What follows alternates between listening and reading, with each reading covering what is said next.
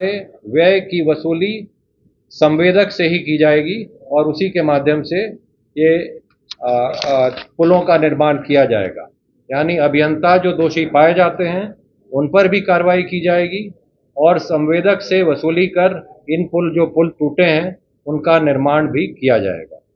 ये सारे पुल करीब 30 वर्ष या अधिक पुराने थे, ईंट के थे और नई उड़ाही के क्रम में ऐसा प्रतीत होता है क्योंकि समीप के पियर एवं एबटमेंट के समीप भी उड़ाही की गई, तो पियर एवं एबटमेंट का फाउंडेशन भी वीक हुआ, पूर्व से भी फाउंडेशन कुछ वीक थे जिसके कारण ये गिरे। लेकिन हमारे अभियंताओं को पुनः फिर भी ख्याल रखना चाहिए था और पुराने पुल पर भी एहतियात बरतनी चाहिए थी। हमारे हिसाब से वो पूरी तरह से नहीं बरती गई और उसके लिए कार्रवाई हम कर रहे हैं। अभी जांच चल रहा है, कार्रवाई उसका प्रतिवेदन आएगा और अविलंब कार्रवाई की जाएगी। लेकिन सर, ये तो आप सिर्फ कारण और सिवान गिरने की बात कर रहे हैं, पुल तो आपके दूसरे इलाके WRD बनाएगी, लेकिन इसमें जो पुल जो टूटा है उस पर जो व्यय होगा उस संवेदक से ही वसूली की जाएगी।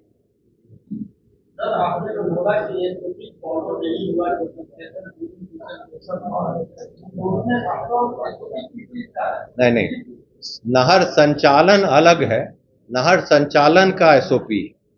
इस डिसिल्टेशन जो है ये बड़ी योजना थी, बड़ी योजना के लिए जो उसी को प्रयास पता करने के लिए कि बड़ी योजना में जो उड़ाही होता है उसमें अगर तकनीकी रूप से पूरी एहतियात नहीं बरती गई तो किसके द्वारा नहीं बरती गई उसका जांच प्रक्रियाधीन है और जैसे उस पर रिपोर्ट आएगा जो कि कल तक आ जाना चाहिए, हम अविलंब इस पर कार्रवाई करेंगे।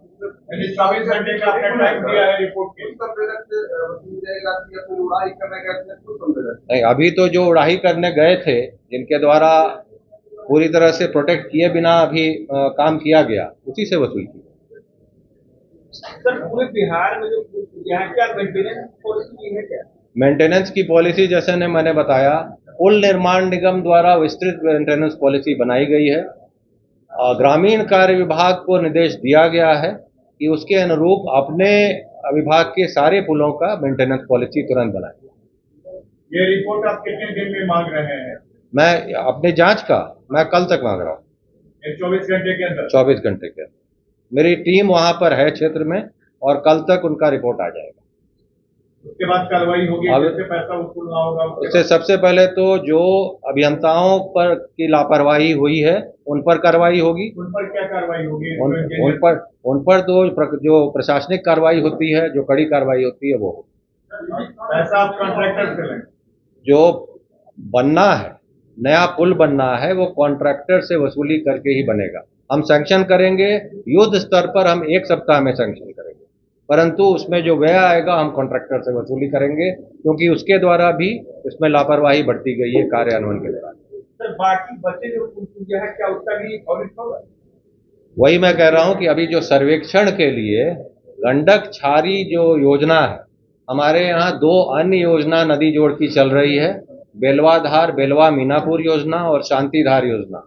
उसमें जितने पुराने पुल थे उनका सर्वेक्षण किया जा रहा है और जितने नहर पर पुल हैं उनका कर रहे हैं और माननीय मुख्यमंत्री के स्तर से निर्देश सभी विभागों को दिया गया है, जितने पुराने पुल हैं उनका सर्वेक्षण अविलंब कर लें। 15 दिनों के अंदर सभी को निर्देश दिया गया है कि सारे का सर्वेक्षण कर लिया जाए। गंडक छारी योजना लगता है शुरू में आप नहीं थे। ये गंडक छारी योजना गंडक को गंगा से मिलाने के लिए नदी जोड़ योजना है, जिसमें कि माननीय मुख्यमंत्री द्वारा वर्ष 2023 में ये समाधान यात्रा के दौरान जो लोगों द्वारा बात उठाई गई थी उसके अनुसार यह निर्देश दिया गया था। इस धारा को अविरल करने का करीब 2003-04 से यह धारा रुक गई थी।